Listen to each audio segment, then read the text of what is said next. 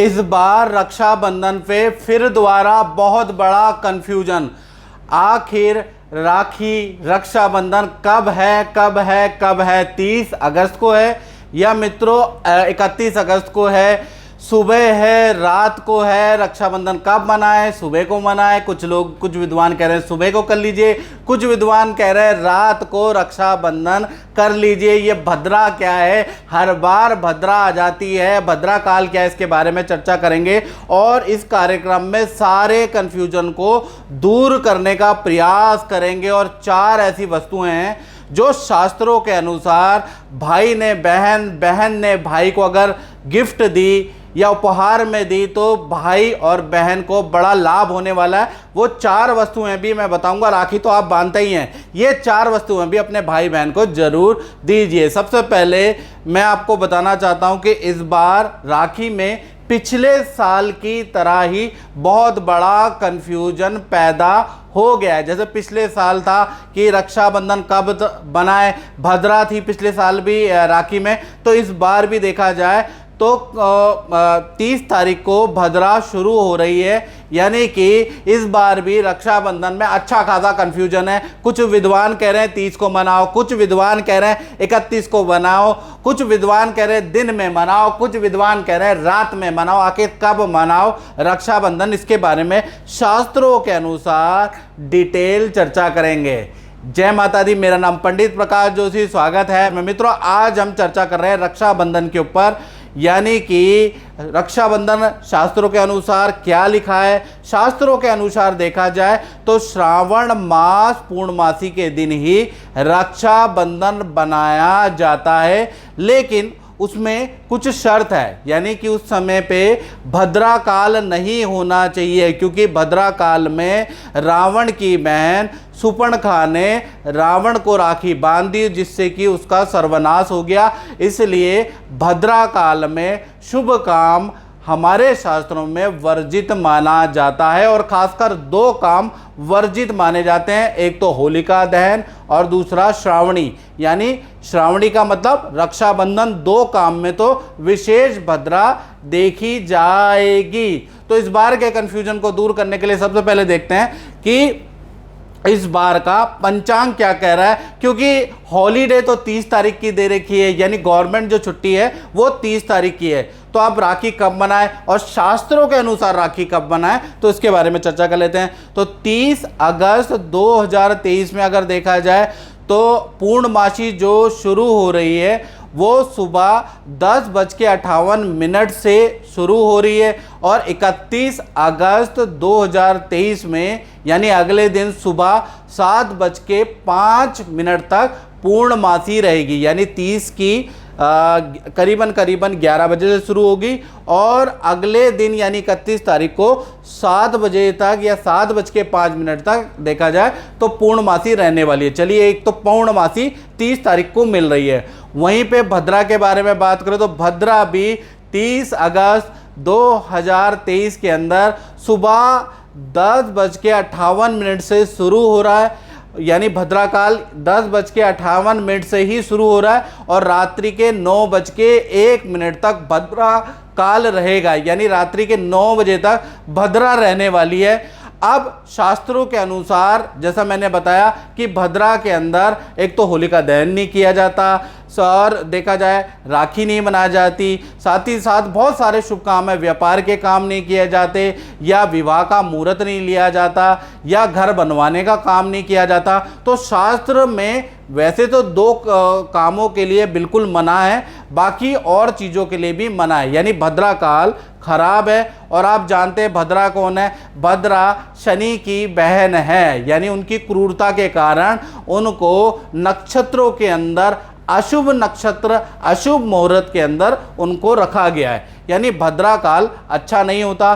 भद्रा देखा जाए तो इसके डीप में अगर हम जाएं तो भद्रा खराब है या अच्छी है। भद्रा की कैलकुलेशन कैसी होती है, क्योंकि भद्रा भी 3 तरह की होती है मित्रों। एक होती है पृथ्वीलोक की भद्रा, एक होती है स्वर्गलोक की भद्रा, एक होती है पाताल लोक की भद्रा। तो इस बार कौन सी भद्रा पड़ रही है क्या पता। हम 30 तारीख को राखी मिलाने, इसके बारे में भी इस कार्यक्रम में आपसे डिटेल में चर्चा करते हैं। तो मित्रों, मैं आपको बताना चाहता हूं कि भद्रा को आप खुद से ही देख लीजिए। जब भी जिस चंद्रमा मेष, वृषभ, मिथुन और वृश्चिक राशि में होता है तो देखा जाए तो स्वर्ग लोक में भद्रा होती है। यानी कि आप देखा जाए, हम पृथ्वी निवासी हैं तो हम काम कर सकते हैं, कोई इफेक्ट नहीं होगा बल्कि शुभ काम होगा। इसी प्रकार से कर्क, सिंह, कुंभ और मीन में पृथ्वी लोक में भद्रा होती है। पृथ्वी लोक मतलब जहां हम रहते हैं, ये अशुभ है। यदि यहाँ पर भद्रा आ जाए तो विवाह के काम नहीं होंगे, ठीक है, नहीं होलिका दहन नहीं होगा, राखी नहीं मनाई जाएगी, कोई भी नामकरण या कोई भी मुहूर्त संस्कार भद्रा यहाँ पर होगी तो नहीं किए जाएंगे, निषेध माने जाएंगे। इसी प्रकार से कन्या, तुला और धनु और मकर राशि के अंदर भद्रा होगी तो पाताल लोक की भद्रा, इसमें भी काम किया जा सकता है। यानी कि स्वर्ग लोक और पाताल लोक में अगर भद्रा हो तब आप बेरोक टोक काम कर सकते हैं, याद रखिएगा।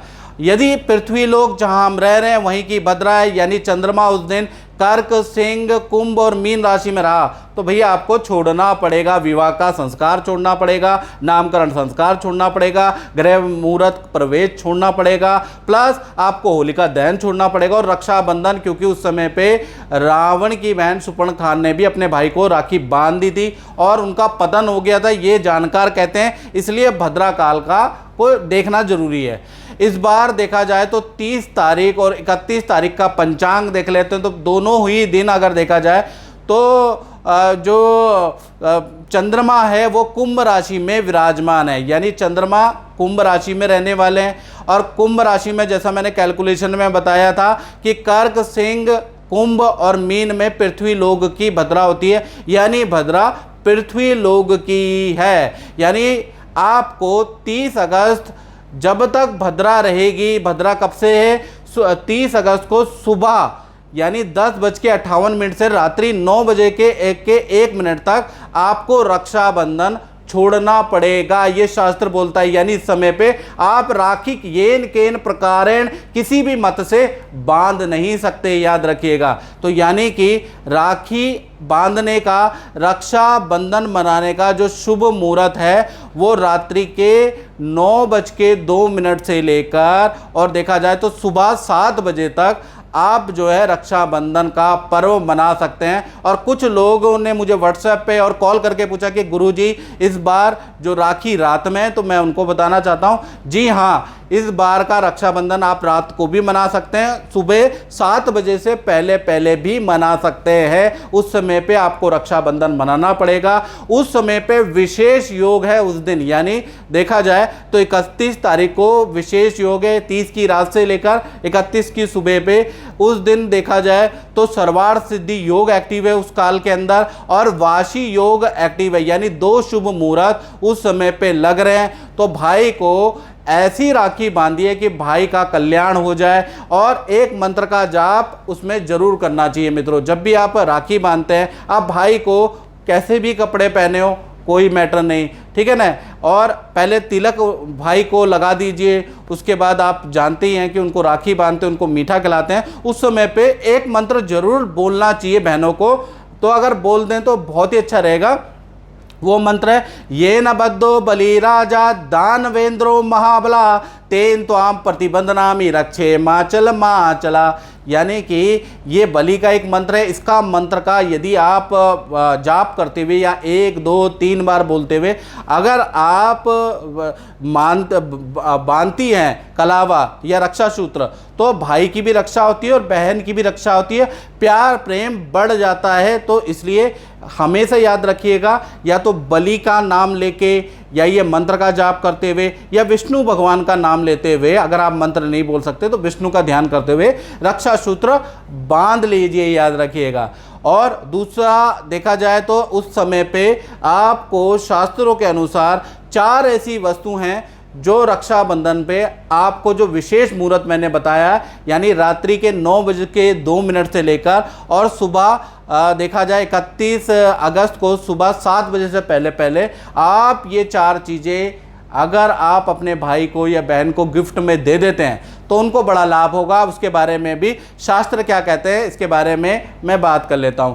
पहली चीज़ है कि आप रक्षाबंधन करने के बाद, ये त्यौहार मनाने के बाद आप जो है शहद की एक बोतल भाई बहन को गिफ्ट दें, क्योंकि हमारे शास्त्रों के अंदर शहद को आर्थिक उन्नति वाला कहा जाता है, यानी आर्थिक संपन्नता देता है शहद। तो ऐसे में यदि हम किसी व्यक्ति को शहद गिफ्ट देते हैं, खासकर भाई या बहन को या किसी भी व्यक्ति को शहद गिफ्ट देते हैं, तो हम उसकी कामना कर रहे हैं उसकी आर्थिक संपन्नता की। तो पहला चीज़, शहद का उपहार जरूर दें भाई और बहनों को। यदि वो फाइनेंशियली वीक है, धन नहीं बच रहा है, पद प्रमोशन नहीं हो रही, तो बहनों को या भाई को शहद आपको गिफ्ट देना है। दूसरी वस्तु शास्त्रों के अनुसार गिफ्ट दी जा सकती है, वो है घी, यानी घी की बोतल, घी की शीशी आप उपहार दें। घी शास्त्रों के अनुसार आयुवर्धक कहा जाता है। यदि आप चाहते हैं कि आपके भाई और बहन की आयु लंबी हो, 100 साल मेरा भाई जिए,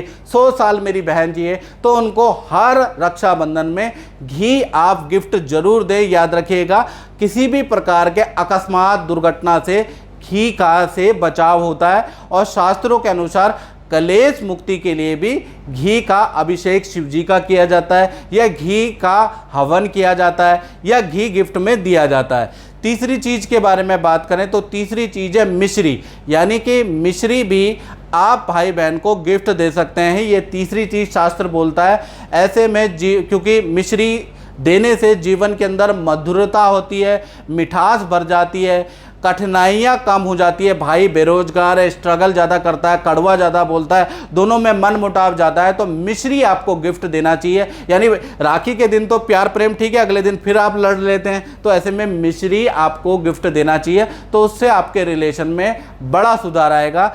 चौथी चीज़ के बारे में बात करें तो चौथी चीज़ है आपको जो गिफ्ट देनी है, या तो आप गोल्ड की वस्तु, चांदी की वस्तु, या गोल्ड प्लेटेड वस्तु, चांदी की प्लेटेड वस्तु आप भाई बहन को गिफ्ट दे सकते हैं। या तो चांदी से बनी हुई अगर आप प्योर दे तो अच्छा है, गोल्ड से बनी हुई दे तो और भी अच्छा है। यानी चांदी और सोने से जड़ी हुई कोई भी आभूषण आप भाई बहन को गिफ्ट दे सकते हैं। यदि आर्थिक बजट अलाउ नहीं कर रहा तो गोल्ड प्लेटेड या सिल्वर प्लेटेड कोई वस्तु, कोई ऑर्नामेंट गिफ्ट दे सकते हैं। ऐसे में क्या होगा कि जो चांदी और सोना देखा जाए उन्नति का निशानी शास्त्रों में कहा जाता है, यानी भाई के पद प्रमोशन, व्यापार की तीव्र वृद्धि के लिए यानी वृद्धिदायक कहा जाता है। अगर भाई विद्यार्थी है तो उसकी उन्नति के लिए आप गोल्ड या चांदी से बनी हुई वस्तु भी दान दे सकते हैं, ये शास्त्रों में लिखा है। इस बार जो आप राखी मनाएंगे, वैसे तो बनाएंगे ही मनाएंगे, तो उसमें आपको याद रखिएगा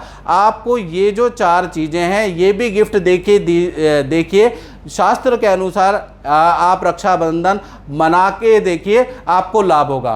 तो मित्रों, इस कार्यक्रम में हमने सारी कन्फ्यूजन दूर कर दी है। इस पोस्ट को शेयर जरूर करें और मेरे चैनल को सब्सक्राइब जरूर करें। तो इस कार्यक्रम में मित्रों बस इतना ही, मुझे दीजिए इजाजत। जय माता दी।